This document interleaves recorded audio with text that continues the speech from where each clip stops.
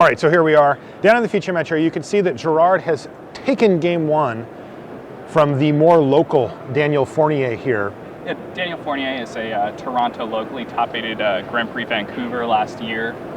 Pretty well-known deck builder, often working with people like Lucas Xiao. Plays with face-to-face games? Yes, absolutely.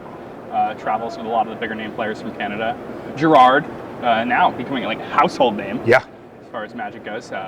Belleville, New Crushes Jersey native. Everything. Yeah. Really understand the Khans of Tarkir limited format better than just about anybody else, and I think that really gave him the push to start playing a lot more Magic, and now he's playing a lot of unique decks in basically every format and having a lot of success doing so. Yeah, Modern, he won a big Modern tournament. Absolutely. He won 2 limited GPs in the last year.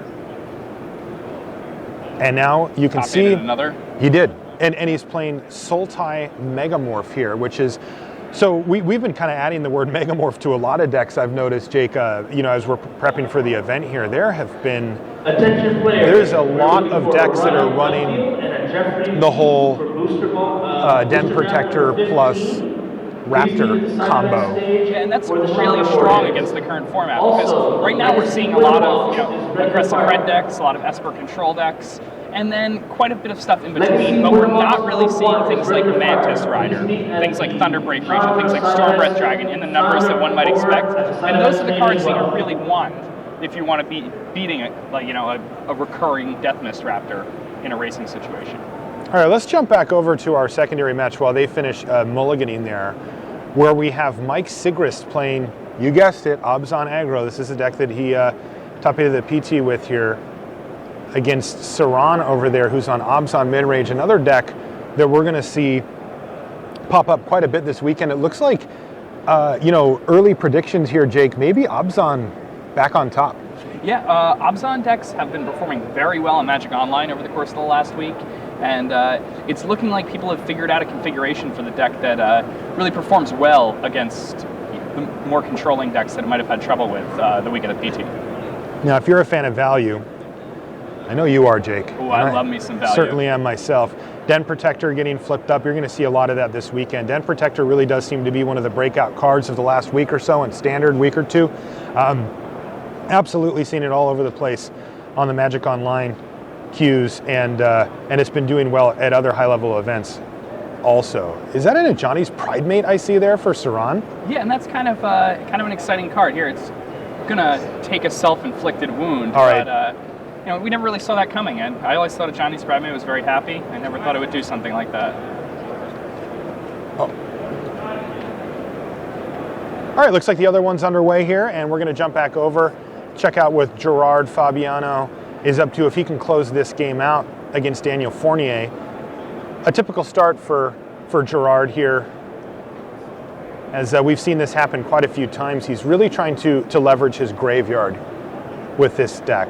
And he's got a Satyr Wayfinder, which, as you can see, has already dumped a Death Mist Raptor into the graveyard, setting up potential shenanigans in the future with cards like Den Protector.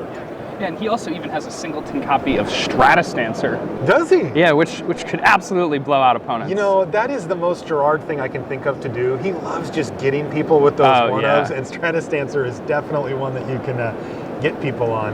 It's very much a Gerard type of card. Yeah. Daniel Fornier playing Abzan midrange here. I actually did a deck tech with him earlier that we'll be showing in between rounds. That morph, we can be confident that is going to be a Den Protector, because that's the only morph creature in Daniel Fornier's deck. Okay. But even then, the Abzan mid-range decks have now picked up Den Protector as well. Just a value card, right?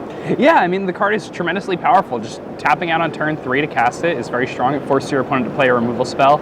In spots like this, he could have even just flipped it up, created an unblockable 3-power creature, and return that land to his hand for additional value. There's just so much strength in playing Den Protector in the current standard format. Gerard, his land doesn't come into play untapped, and therefore he's unable to play Sidisi, Brood Tyrant, this turn, which obviously when you're playing that card on curve, it's very powerful. Very powerful indeed, especially against these mid-range decks where you can get down a bunch of blockers, clog up the ground, really sort of halt the offensive. But like you said, Gerard's unable to do that here. And he has to settle for playing a land scrying, attacking with Wayfinder, and shipping the turn back. You got to figure like he's got something else to do here, though. He's got a pair of Opulent Palace, so he's got all of his colors quite easily here. Wouldn't be surprised to see a removal spell or something out of Gerard, maybe a counter spell, something like that.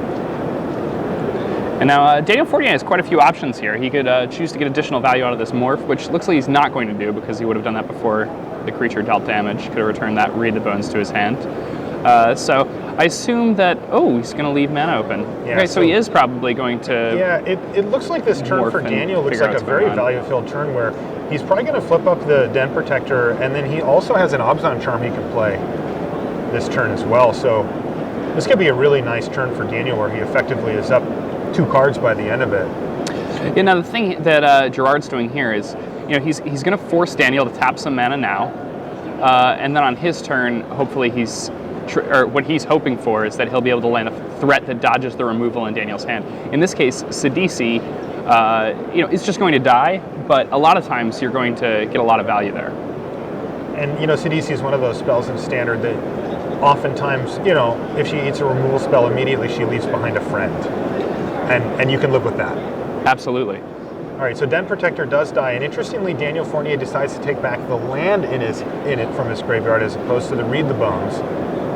Looks like he feels like, we see why. Yeah, Big Daddy Ugin right at the front of his hand there. Yeah, and the thing about, hitting an Ugin on turn 8 is pretty brutal. So he just wants to keep hitting these land drops. He knows that, that's going to be bigger than anything that Gerard's deck is likely going to be able to do. And as a result, he might get a big advantage there. Looks like is Gerard going for main phase dig through time here? That is what it looks like, and that's actually very surprising that he didn't tap that last land for it, because that actually made him remove the Deathmist Raptor that was in his graveyard. Oh, wow. So he really has a plan of playing a land drop here and having some 2-mana spell that can affect the game. Yeah, possibly another Satyr Wayfinder. I'm not really sure what else it could be that he's looking to keep up here. We are post-board here. Yeah, so he could be leaving like up Disdainful Stroke and Negate have come in potentially. Even Self-Inflicted Wound. Yeah, this is interesting for Fornier if his plan was to for sure resolve the Abzan Charm. He does have a window here to do it with the dig on the stack, but he hasn't done that. If he goes for it here and it gets negated, he could get kind of burned. But it looks like it's going to resolve either way. Yeah, I think Gerard is a little wary about tapping that mana that he has for a counterspell when it's right before Daniel has access to 6 mana, which is when he could start getting hit by cards like Elspeth. Yeah. Maybe he doesn't know what's in Daniel's deck, so it could be Dragonlord Dromoka, it could be any number of things. Yeah, Nissa, it could be anything. So Thoughtseize is going to potentially clear the way here, and it looks like it is Disdainful Stroke there that Gerard had to leave up, and I believe a Self-Inflicted Wound too. So those were two cards he had in his hand there, but no target for the wound. And so it's going to be up to Fornier to decide how he wants to craft his plan. We haven't got a great look at Fournier's hand, so it's going to be hard to predict from this point, but you can see some of it there. Wow, his hand looks stacked up. You can see why he took that land back. Incredible. Unbelievable. He's got a pair of Siege Rhinos in his hand. He's got that Ugin back there, another Den Protector, a pair of lands, and a Fleecemane Lion. So his hand is stacked up, and this is with Thoughtseize on the stack. Yeah, he is. All the toys and more. I mean, that's what happens when you're able to cast a Read the Bones and flip up a Den Protector in the early turns of the game when you're not under pressure. Right. You really get to get that far ahead. And now Daniel has a lot of options. He's going to tap out here for a Siege Rhino, knowing that it's going to eat a Self-Inflicted Wound, because he has so much in the way of offense that he just wants to start trading 1-for-1 with Gerard, because he will win that war. Right.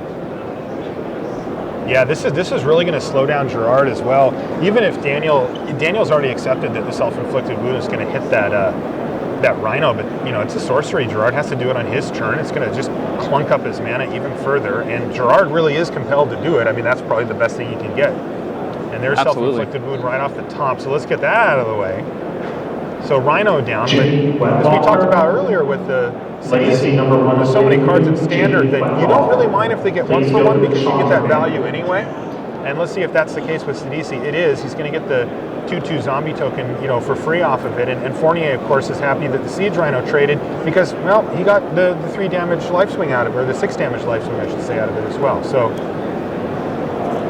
pretty standard issue stuff here, right? You're seeing, these are why these cards are the strongest cards in Standard and why people have continued to build decks around them. These cards from Khans of Tarkir. Hello. Yeah, that's not a bad. Welcome to the off team, top. Elspeth. Opponent completely tapped out, and he rips Elspeth off the top with 6 mana, and even another one coming. So, does he just windmill it here? I don't know. I don't even know if that's his best option. Oh, one of his lands might come into play tapped here. Oh no, huh? I guess the Elspeth is stronger than playing something like Siege Rhino and face down Den Protector.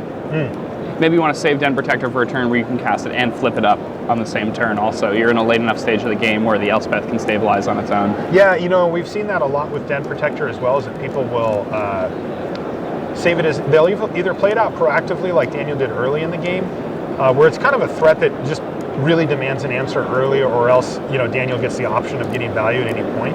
Or he can use it as an insurance plan here, where he can play an Elspeth into a board that he knows is somewhat clear here. But if Gerard finds an answer for Elspeth, he's got a great backup plan. Slow. Den Protector's not a fast Magic card, but it gets the job done. All right, so here comes the team. And it looks like Fornier's looking to line up perhaps a triple block here. Yeah, that would not surprise me at all if he tried to block all 3 to Sidisi. There we go. Daniel going to fall to 5 here. So Gerard somehow taking the aggressive stance in this matchup. Gerard's version of Sultai here has the ability to be very, very aggressive. So, absolutely worth noting what his deck is capable of. Right as you say that, I look at the 2 Satyr Wayfinders, like, yeah, I'm aggressive. Well, the thing is, he's a mid-range deck. A true mid-range deck here too, right? Like, are there whips in this list? No whips. 0 whips. No whips. This is not the type of CDC deck that you're used to seeing. There's only a couple CDCs. This is a true mid-range deck. And as with most true mid-range decks, it can turn the corner and become the beatdown at some point, and that's what Gerard's done here. All of his creatures dodge Elspeth's minus ability here, which is quite convenient, and he's actually managed to build up such a big board that the 3 tokens still let through some damage here. And because Daniel didn't find an untapped 8th land for this turn, he's not just going to be able to, slam that Ugin. But Gerard Ugin on -3. Ugh. Kind of gross. Would have been game, right? I mean, in most assuming it resolved in realistic scenarios, that should have been about it. He's left with Ugin and Elspeth and a Den Protector in his hand, facing down a board of lands. Yeah, I mean that's hard to imagine not winning that game. Ooh, and that's pretty strong there. Picking up a Den Protector, especially good. He thought seized away a Den Protector. Yeah. Fornier falling down to 4 at Windswept Heath. Gonna have mana for Rhino, so he'll be able to jump back up to 5 and make 3 tokens. So you'll have 4 blockers total, including a Siege Rhino. Yep. Pretty good. Does not seem bad. But he in fact does not have the land available for the Ugin, so instead he's just gonna. So instead, it's actually 5 blockers. Yeah. Which is conveniently how many creatures Gerard has. So Fornier looking quite stable now. He's got his Elspeth ticked up to 6 loyalty as well. And Gerard did not have a very fast start this game. Let's see if there's some way that he could pull this out. Right now it looks pretty dismal from his end. No cards left in hand. How does this game play out from Gerard's perspective if he were to win it? I think if Gerard were to win this game, it would have to involve Dragonlord Silumgar. Stealing Elspeth? Yeah, I think stealing Elspeth could be very strong, especially if you're able to steal Elspeth the turn before it goes ultimate. If your opponent, continues to use the plus ability. That's one way that you can just go over the top of this Abzan mid-range deck. Daniel's only at 4, so it's going to be a little while before he attacks, but when that Elspeth gets to 7, if Gerard is able to find Dragonlord Silumgar, then he can just take it, use the ultimate ability, and then go over the top of all of Daniel's blockers. So I think that's Gerard's most natural out here, but... And Fornier has, in fact, burned 2 copies of Thoughtseize here, which makes Gerard drawing and resolving a Dragonlord Silumgar that much more likely. Because, one play that we've seen in matchups that involve Dragonlord Silumgars, as your Planeswalker ticks up, you fire off the Thoughtseize before it's going to go ultimate to make sure that you can clear the way so that you don't get burned like that. As it turns out, Gerard decides to just fire off the Hero's Downfall on Elspeth here. A reminder, Gerard's only got one copy of Dragonlord Silumgar. Yes. So it is not likely for him to have that card. On the Sorin board by pillar 702. Now that he actually had that downfall for the Elspeth, things might get a little more interesting here. But with the Den Protector, loop, right? Yeah, I mean, Daniel's producing way too much card advantage. He's resolved an Absent Charm to draw 2 extra cards, a Read the Bones to draw 2 extra cards. He's already flipped up a Den Protector. He's about to flip up another Den Protector. And is the standard play here to get back your other Den Protector, play that, flip that, and then get back the big bomb? I mean, if you're looking to juice as much value as possible, then I think that's definitely the way to go. Make no mistake. Ooh, a morph here for Gerard. All right, and immediately Fornier wants to take a look at Gerard's graveyard because he assumes that that's a Den Protector. Now, we know that Gerard has a little curveball in there with Stratus Dancer as well. Yeah, now something that could be really impressive is if Daniel goes for something like Ugin and then gets Stratus Dancer. Well, it only does instants and sorceries. Oh, it's only instants and sorceries, not great. It's not a negate. Yeah, it's not a negate. I always thought right. it was a negate when it came out too, and then yeah. So I'm sorry, the card's still fairly new. I Yeah. haven't seen it constructed at all. So no, this the is, only time it's really popped up is at the Pro Tour. Shoti Asoka played it in his deck, You're right. which was kind of I cool. remember seeing that. All right, so let's see what value path Daniel Fornier wants to go down. It looks like he's going to go for Elspeth because he knows he can untap and just cast it.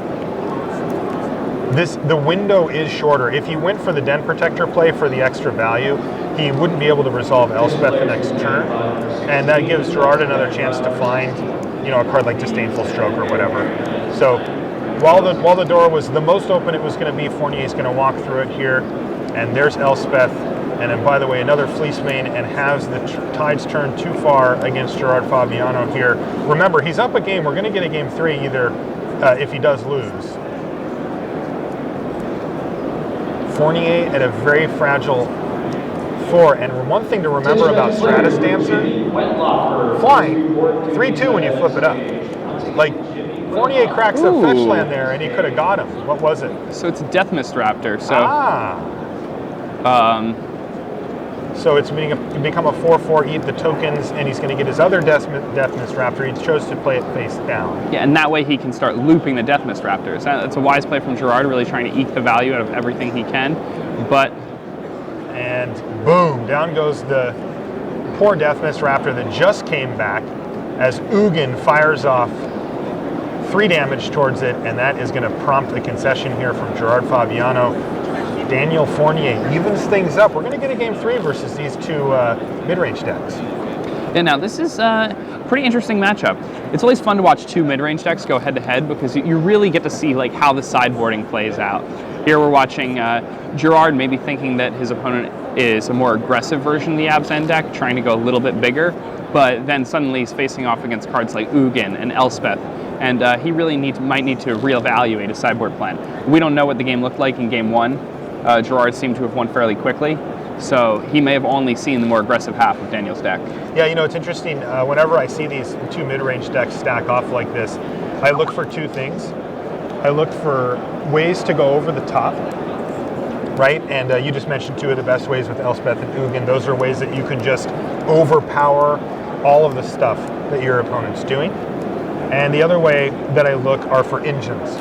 I look for recurring sources of card advantage or damage or whatever that are tough to interact with. And it's funny, I think that Daniel's deck has both. It's got this Den Protector, engine thing that it can sort of just keep drawing more and more cards. It has answers for basically all the threats that Fabiano can put out. And it has the over-the-top stuff for the later part of the game with the 2 Planeswalkers that you mentioned. Yeah, I mean, Daniel's deck seems really well set up for this weekend. Something I'd like to talk about with Gerard's deck, in that game, when he chose to exile that Death Mist Raptor to dig through time in his main phase, had he had that Death Mist Raptor in the graveyard there, that would have been a completely different game. Oh, is that right? Yeah, I mean, he could have played the Den Protector that got Thoughtseized much more aggressively, then that Den Protector would have returned one Death Mist Raptor. Then the additional Death Mist Raptor draws would have returned those Death Mist Raptors. The other Raptor? Yeah, and you know, he had Daniel kind of on the ropes at very low life total at some point in that game. So it's very possible that had he chosen a different line there, that he might have been able to steal that game. All right, let's jump over. All right, this is still our main match. Yeah, this is still our main match here. The names. There we go. Gerard Fabiano tied up now with Daniel Fornier. Reminder: we're in round 3 here in Toronto. We were scheduled to go live at 1 p.m. We want to stay true to the schedule. It was a little earlier than our normal round 4 start, but we decided that hey, we got players, let's sit them down and let's run it. Both you and Randy have done some deck techs for us to check out too in between rounds. We've also got one of them was actually with Daniel Fornier. Yes, that's right. Yeah. So we'll get a chance to take a look at this Obzon mid-range list that he brought to the tournament. And I would actually recommend his list over just about anybody else's for a deck like Abzan midrange. He's been working on it for so long. I like the aggressive Den Protector. Do you like the aggro, the 2-1 Den Protector? Just when you're on the play, yeah, especially when you're backing it up with cards like Self-Inflicted Wound, just seems really strong because you know that your opponent's playing, these more expensive cards. They're trying to grind an advantage. Cards like Den Protector, for example. Yeah. And just getting in early seems to be a pretty good strategy here. Yeah, and it looks like that Den Protector's already hit twice, plus the Self-Inflicted Wound damage and some actual Self-Inflicted damage from Fornier has him down to 13 already.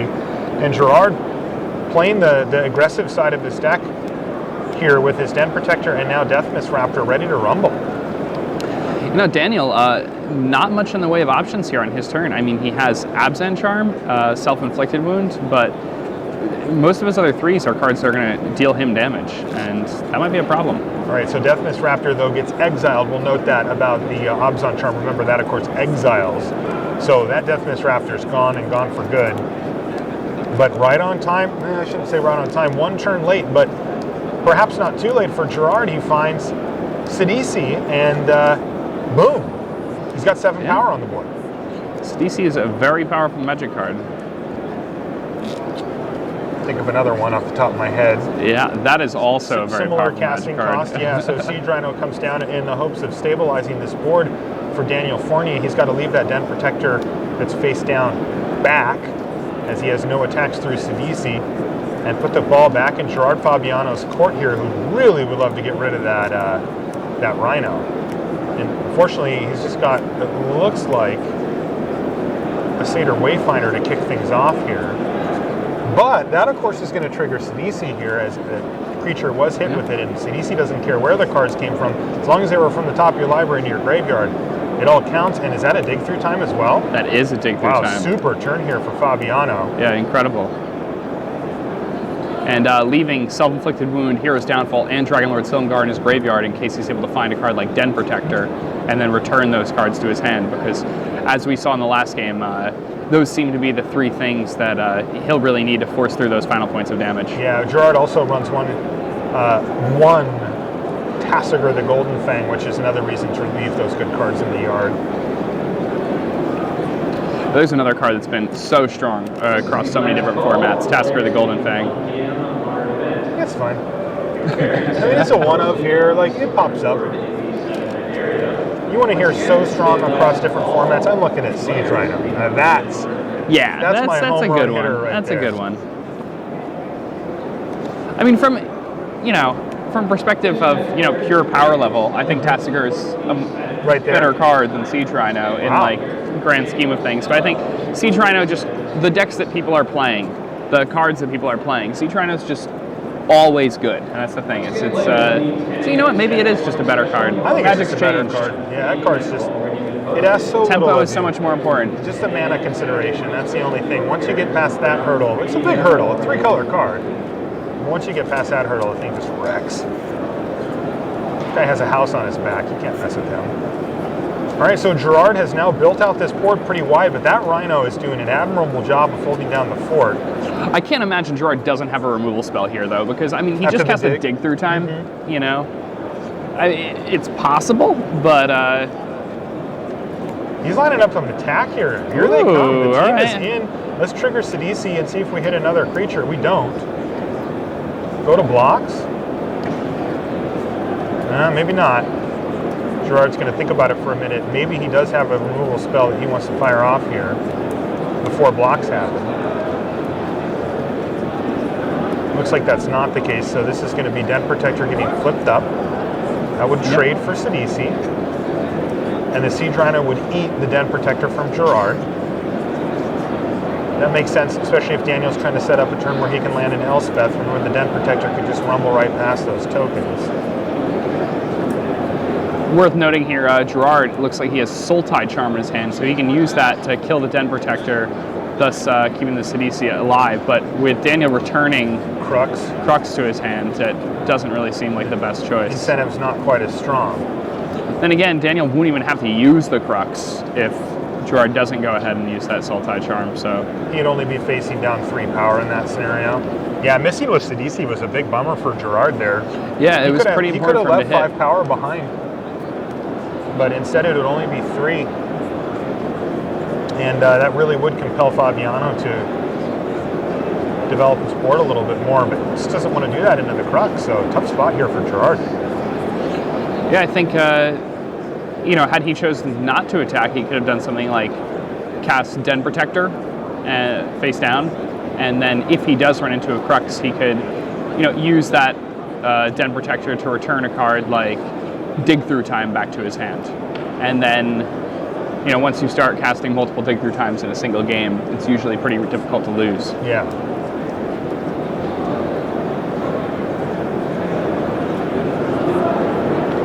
Daniel Fornier down to 4 now. 4 life points for Fornier. Yeah, he's found it. He's cast some Read the Bones. It'll catch up to you. But, I mean, he's still got to feel pretty good about his spot, right? Depends on what Gerard does, I suppose. He's got Tasigur in his hand. Crux of Fate looming in Daniel Fournier's hand.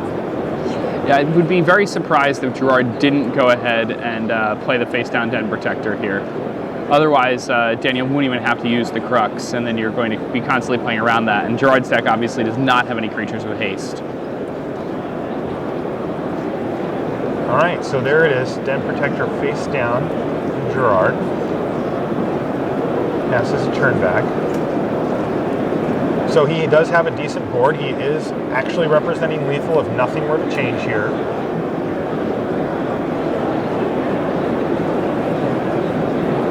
So Fornier does have to do something. He doesn't have to do much. Any removal spell, or if Crux is his only option, he can fire that off here too. Though I think he is not excited about playing a Crux of Fate this turn if that's the case. Gerard just gets to buy back, like you said, a Dig Through Time or something along those lines, and he gets to be the first one to start deploying threats again. And it's just not where Fornier wants to be. So instead he's going to play Elspeth, Sun's Champion, after he makes some tokens here. So if Fabiano can get some of these things out of the way, especially the Rhino. Yeah, I mean, that's the thing is, Gerard, all he has to do is get the Rhino out of the... And he can't get the Rhino with that, but he does get the 2 life loss out of Self-Inflicted Wound, which would put Fornier down to 2 with having only 3 blockers, which isn't quite enough for lethal. Well, with the Sultai Charm it is. Sultai Charm it is, though. Yeah, it puts Daniel down to 2. He gets to, kill 2 of Daniel's blockers. Yep.